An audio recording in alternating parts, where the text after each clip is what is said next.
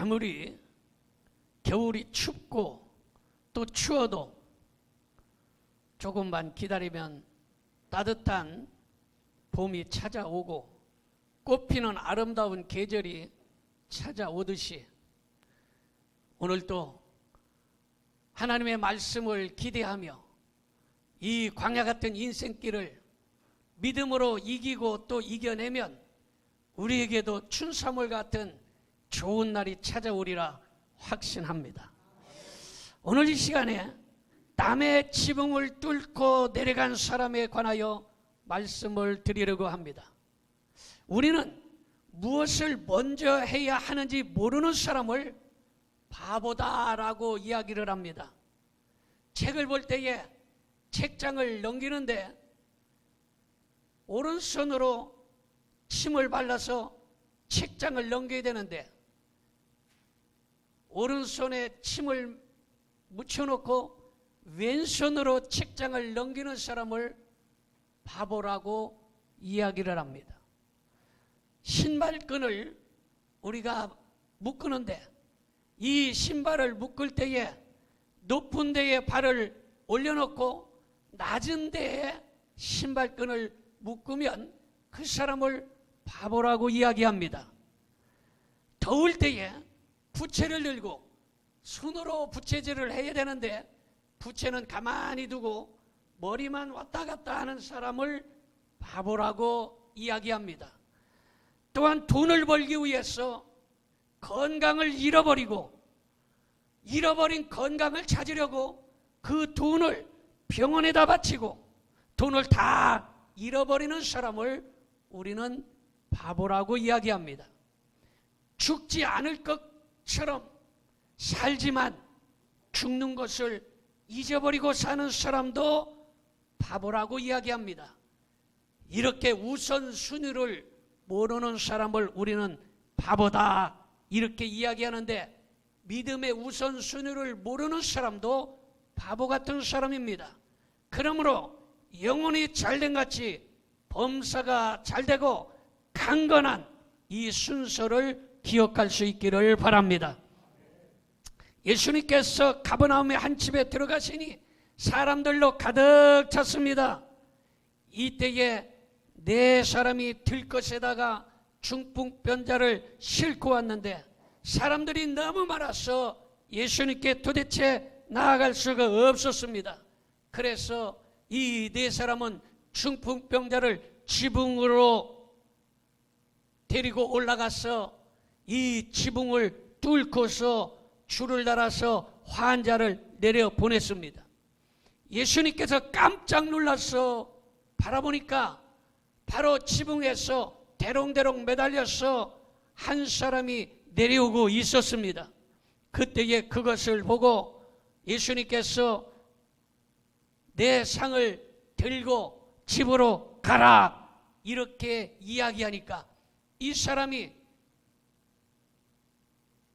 들것에 실려왔는데 그 들것을 번쩍 들고 걸어서 집으로 가는 것을 보고 많은 사람들이 놀라서 하나님께 영광을 돌렸다라고 하는 내용이 바로 본문의 내용인 것입니다. 여러분, 지금까지 중풍병자는 상을 의지하고 살았다. 상이라는 것은 들것에 의지하고 살았다라는 것입니다. 자기 마음대로 다닐 수가 없어서 들것에 들려서 살았습니다. 그런데 병을 고침받고 나서 그는 그 상이 필요 없어졌습니다. 여러분, 마찬가지로 그가 이제부터 상을 의지하고 들것에 의지하는 것이 아니라 주님을 의지하는 삶으로 바뀌어졌다라는 것입니다.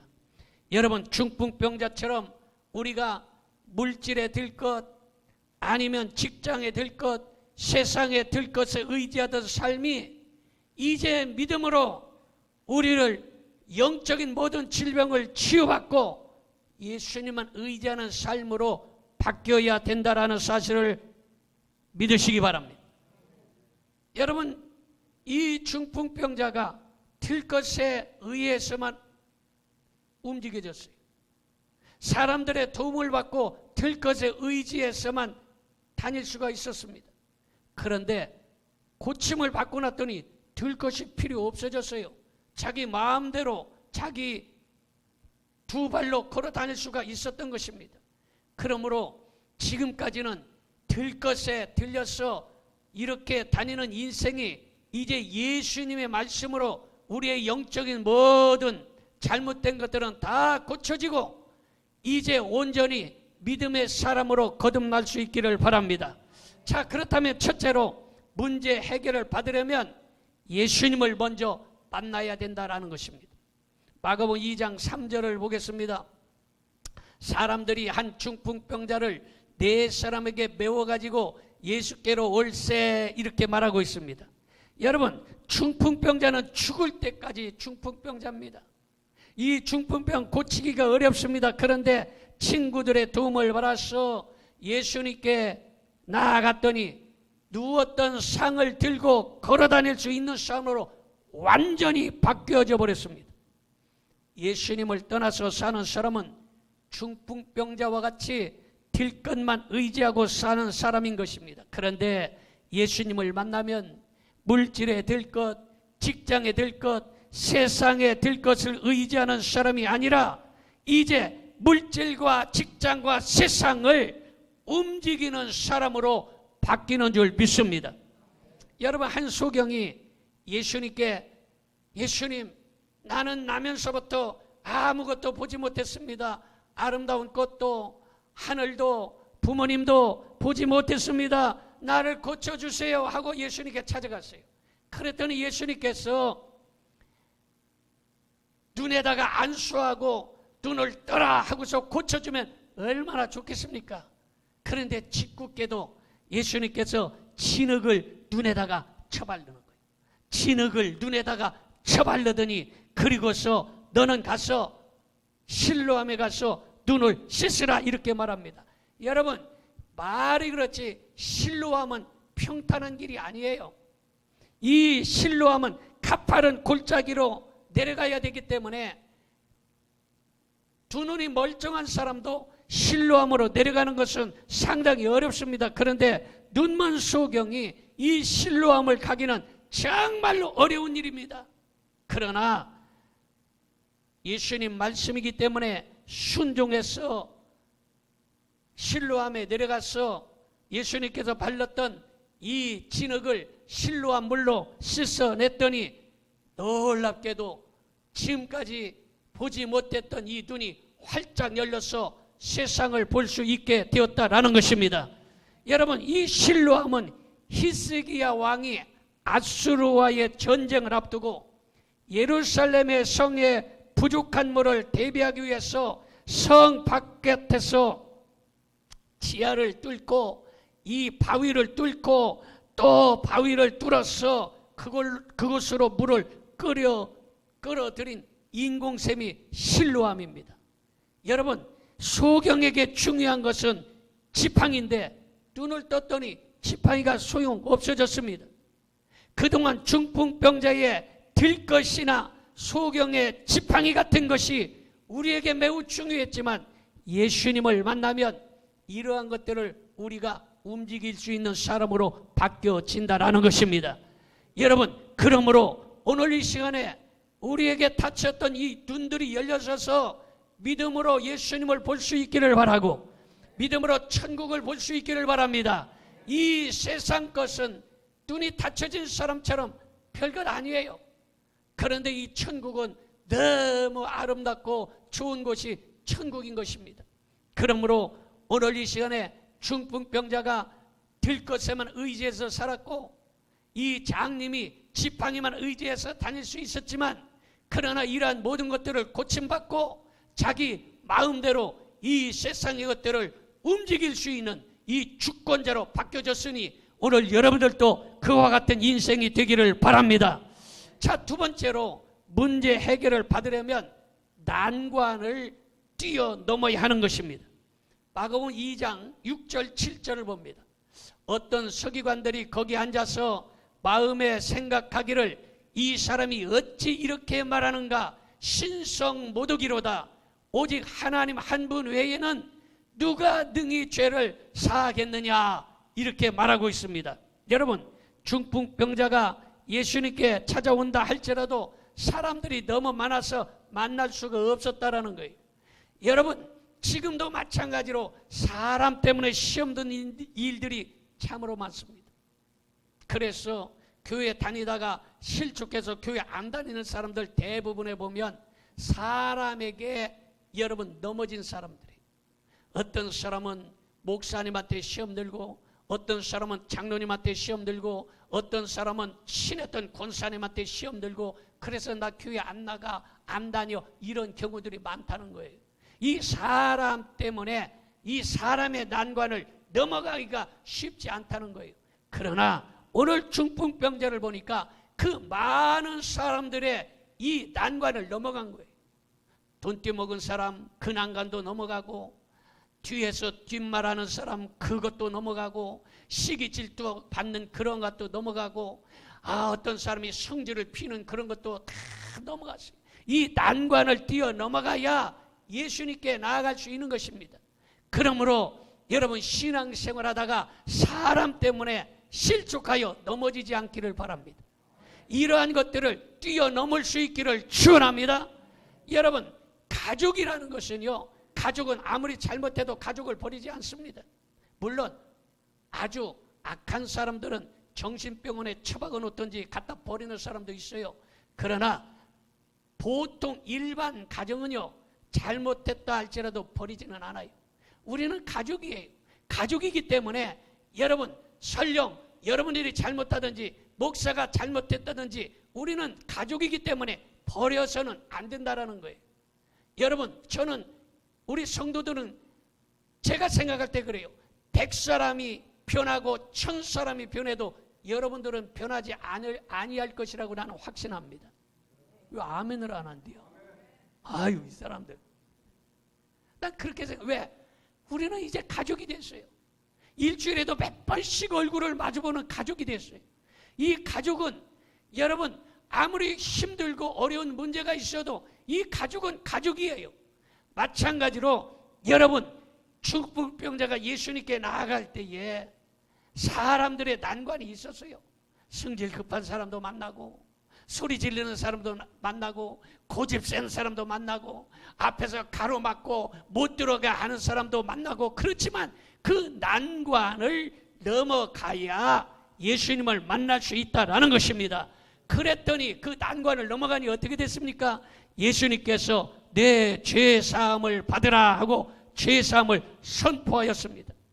여러분, 예수님이 죄사함을 선포하자 서기관들이 원망하고 불평했습니다. 교회도 순종하는 사람들이 대부분이지만 간혹 엉뚱한 사람들은 불평하는 사람도 있어요. 여러분, 사단 마귀만 난관이 아니라 사람이 난관이에요. 원수 마귀가 흔들면 그래도 보이지 않는 마귀니까 이겨낼 수 있다고 하지만, 그러나 가까이서 바라보이는 같이 신앙생활하던 사람이 나를 흔들고 시험거리를 주면 정말로 견디기가 어렵습니다. 여러분, 같이 교회 다니고 같이 신앙생활하는 사람이 난관이 될 수 있다라는 거예요. 그러나 사람 때문에 상처받지 말고, 사람 때문에 시험 들지 말고, 불평하고 원망하는 사람과 짝짝꿍 되지 말고 그 난관을 이겨낼 수 있기를 축원합니다. 우리 옆에 사람의 난관을 이겨냅시다. 난관을 이겨냅시다. 난관을 이겨내야 되는 거예요. 어떤 난관? 사람의 난관. 이게 어려운 거예요. 물질적인 어려움, 또 몸이 연약하다든가 아니면 다른 난관은요, 우리가 상처를 덜 받습니다. 그런데 같이 신앙생활하고 같이 교회 다니는 사람에게는요, 이 상처가 큰 거예요. 그러나 그것을 뛰어넘을 수 있어야 된다라는 것입니다. 이해가 됩니까? 중풍병자를 데리고 온 사람들은 사람들 때문에 예수님께 갈 수 없었지만 어떻게 했습니까? 지붕으로 올라갔다는 거예요. 무엇을 말합니까?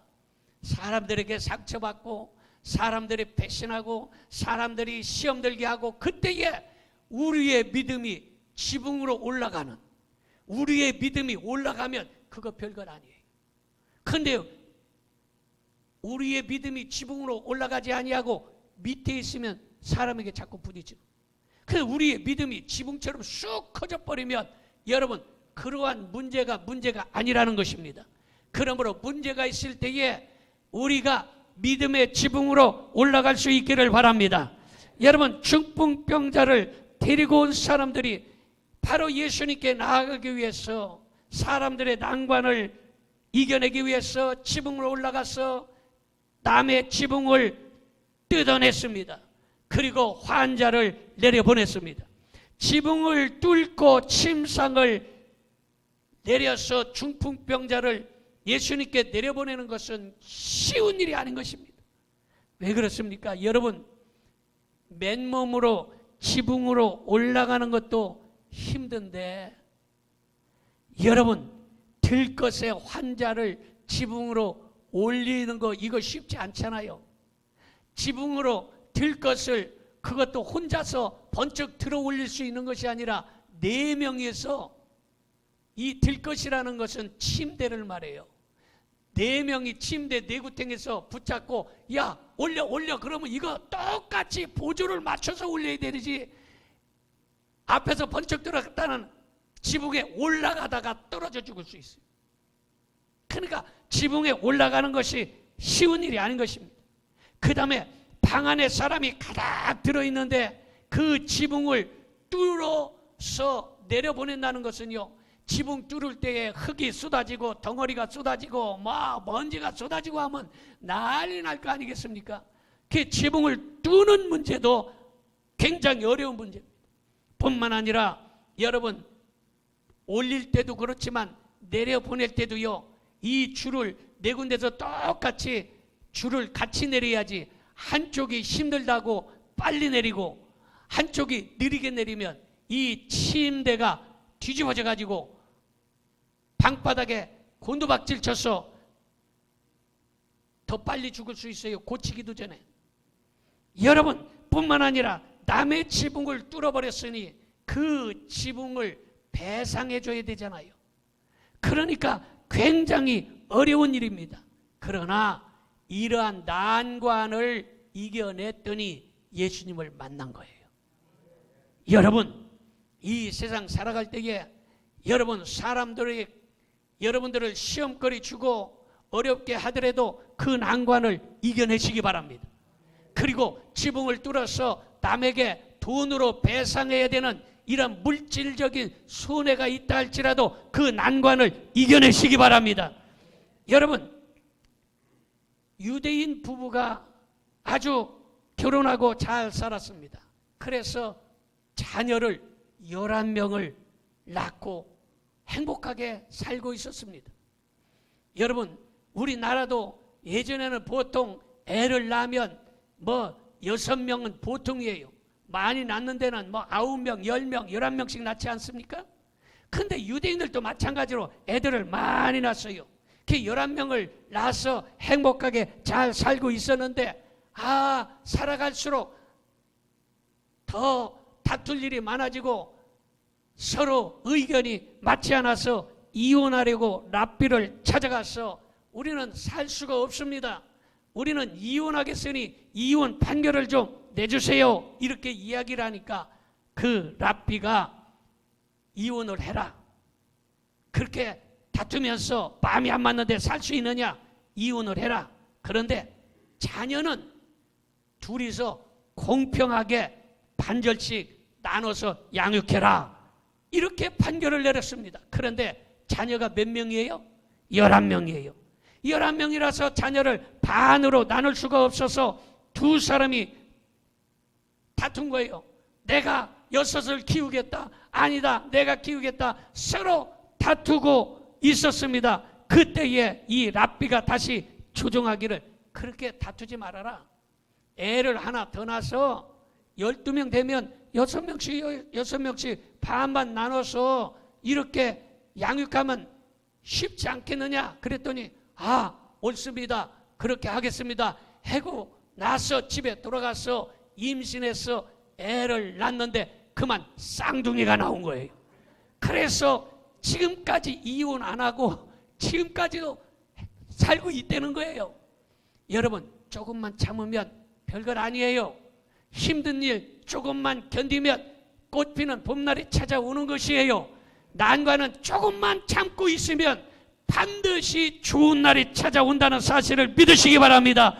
그래서 야고보서 1장 4절에 그렇게 기록되어 있어요. 인내를 온전히 이루라. 이는 너희로 온전하고 구비하여 조금도 부족함이 없게 하려 함이라. 이렇게 인내를 이루되 온전히 이루어야 된다는 거예요. 이 말은 뭡니까? 한 번만 참고 두 번만 참는 것이 아니라 끝까지 참으라는 거예요. 어떤 사람은 내가 그 권사님 내가 한 번은 참았어. 이젠 내가 못 참어. 한 번만 권사님 그럼 내가 뒤 받을 것이요. 내가 가만 안 둬. 머리끄댕이 다 닭들 뽑듯이 쥐어 뜯어놓을 티요. 이거는 뭐예요? 인내를 온전히 이룬 거예요? 아니에요? 이룬 게 아니라는 거예요. 인내를 온전히 이루라는 것은 끝까지 인내를 이루라 이런 말이에요. 여러분, 미국의 농장은 굉장히 큽니다. 그래서 중국에 가본 사람들도 있지만 중국도 농장이 어마어마합니다. 미국의 사과나무 과수원에서 사과가 아주 빨갛게 익어가니까 이 도둑들이 극성을 부리는 거예요. 여러분, 강화도에도 인삼을 키우고 금산에도 인삼이 있지 않습니까? 인삼이 6년삼이 제일 좋은 삼인데 5년쯤 되고 6년쯤 되면요 이 도둑들이 많이 훔쳐간다는 거 아니겠어요? 그래서 밤에 잠을 못 자고 지키는 경우도 있고, 시골에서 원두막이라는 게 있잖아요. 원두막은 거기에서 뭐 사과 또 복숭아 참외 수박도 거기서 먹고 쉬기도 하지만 밤에는 또 거기서 지키기도 하지 않습니까? 그래서 이 미국의 과수원의 주인이 사과가 익어갈 때 도둑놈들이 자꾸 들어오니까 안 되겠다 해서 총을 가지고 가서 이제는 숨어서 기다리고 있는 거예요. 어느 날 보니까 도둑이 살금살금 기어 들어가는 거예요. 그래서 총을 가지고 딱 겨누고서 총을 쏘려고 하는 순간에 전에 목사님이 화가 나거든 10초만 참아라. 화가 나거든 10초만 참으라는 그 생각이 문득 난 거예요. 그래서 10초를 참는 거예요. 하나, 둘, 셋, 넷, 다섯, 아멘 할 때까지 여섯, 일곱, 여덟, 아홉, 열. 그래서 10까지 딱 참고서 쏠라고 했는데 아유 그래도 내가 사과 때문에 사람 죽이고 살인할 수 있냐 내가. 그래서 그 총을 쏠려다가 그만두고 그냥 집으로 돌아왔다는 거예요. 그랬더니 집에 들어왔더니 부인이 여보 여기 좀 사과 아들이 가서 과수원에서 사과 따왔네.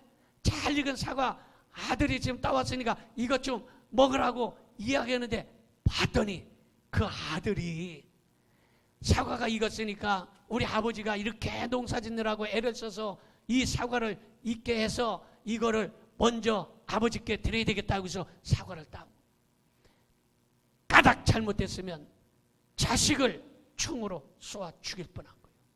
조금 참았으니까 자식을 죽이지도 않고 살인도 면한 것이에요. 여러분, 조금만 참으면 꽃피는 봄은 오는 것이에요. 조금만 참으면 잘 되는 것이에요. 조금만 참으면 해결되는 것이에요. 할렐루야! 따라합시다. 조금만 참으면 잘 될 것입니다. 조금만 참을 수 있어야 되는 거예요. 그 10초를 못 참아서 사람을 죽이면 되겠습니까? 10초를 못 참아서 여러분 자식을 죽일 뻔하잖아요.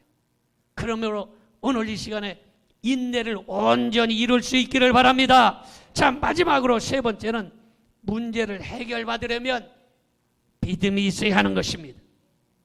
마가복음 2장 5절을 보겠습니다. 예수께서 그들의 믿음을 보시고 죽은 병자에게 이르시되 작은 자야 내 죄사함을 받았느니라 하시니 이렇게 말하고 있습니다.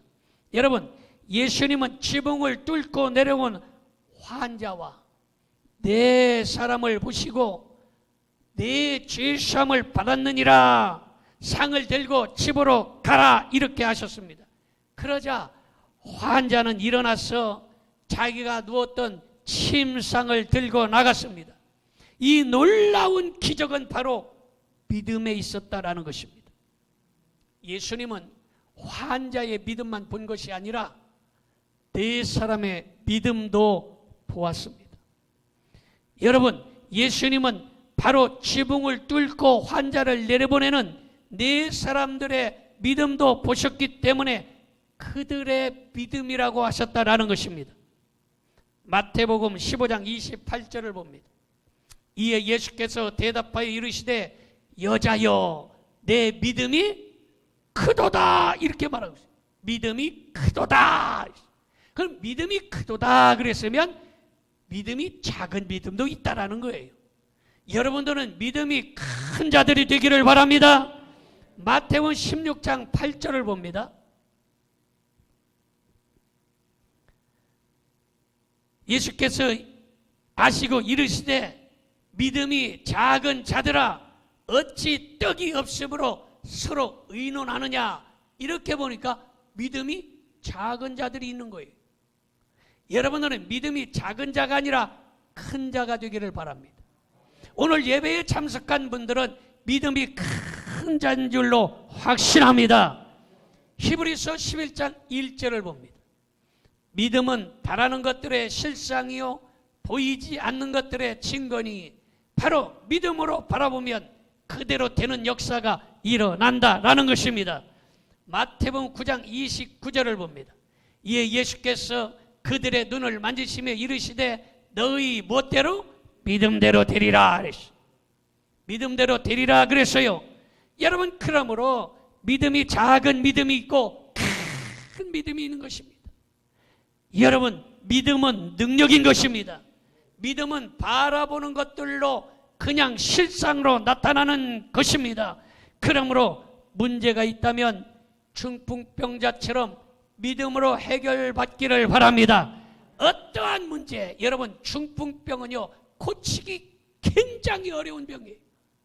여러분 중풍병자 아는 사람들 만져보든지 해보세요. 여러분 손은 못 쓰지, 다리도 못 쓰지, 걷지도 못하지, 뭘 먹으면 입에서 줄줄줄 나오지. 여러분 이게 중풍병자예요.